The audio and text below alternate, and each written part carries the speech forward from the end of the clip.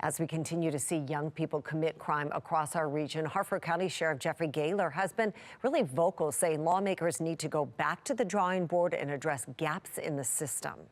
Yeah, Fox 45's Jessica Babb joins us after sitting down with the sheriff. She has more on what he says, why he says these laws aren't enough to keep young offenders accountable. Specifically, the sheriff says several laws need to change. The first being the Child Interrogation Protection Act, which right now prevents law enforcement from talking with suspects who are minors, even if that minor has agreed to talk. The other is he wants to make sure that schools are notified when students commit crimes and are charged with crimes, regardless of what that crime is. And he also says the juvenile justice laws that were recently passed need to be expanded even further. Days away from the 2025 legislative session. It scares me every time to see what is coming around, to see what is going to affect public safety. Harford County Sheriff Gahler says he'll be advocating in Annapolis. I dread these 90 days, but I think we'll be down there quite a bit. Some new laws have gone into effect recently. Where do you think the current state of the juvenile crime issue stands? Oh, so problematic. And he says there's problems in the laws, posing a problem for public safety. On the juvenile front, we've seen some of the damage that has been done through bad legislation, the Juvenile Interrogation Act being one of them. Back in September, with the scene of the Joppatown school shooting unfolding, where a 15-year-old was killed, Gahler slamming the Child Interrogation Protection Act, which prevents law enforcement from speaking with a child before they talk with an attorney. We have a person who we're going to be charging as an adult for committing a heinous crime in a school, and we're not allowed to talk to him.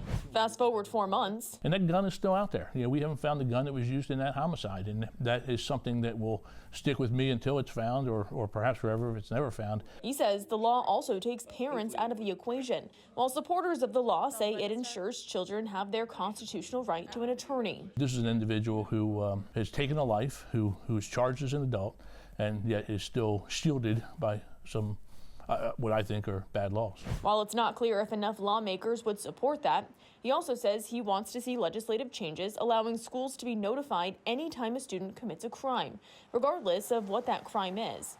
He says right now that isn't always the case. For instance, he says if a student makes a threat against a school outside of school hours and the student is charged, that is not a crime that's captured under the reportable offenses.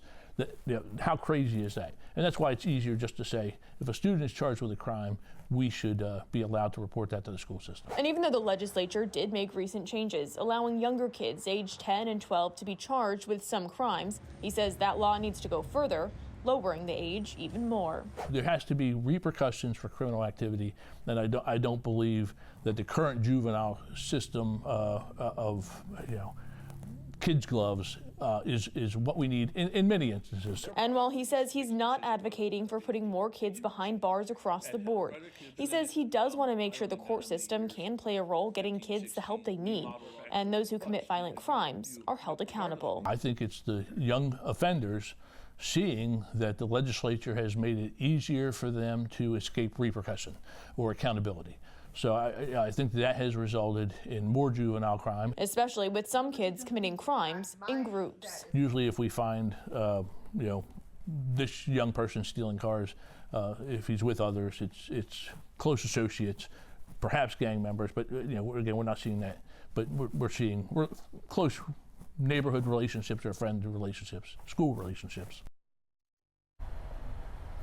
And Gahler says some pieces of legislation are currently being pre-filed, but again, it's not clear if there's going to be an appetite among lawmakers for these changes. In Baltimore, Jessica Babb, Fox 45 News. I'm Mary Bubala. Thank you for watching. Here's another video for you to watch. Also take some time to subscribe to our YouTube channel.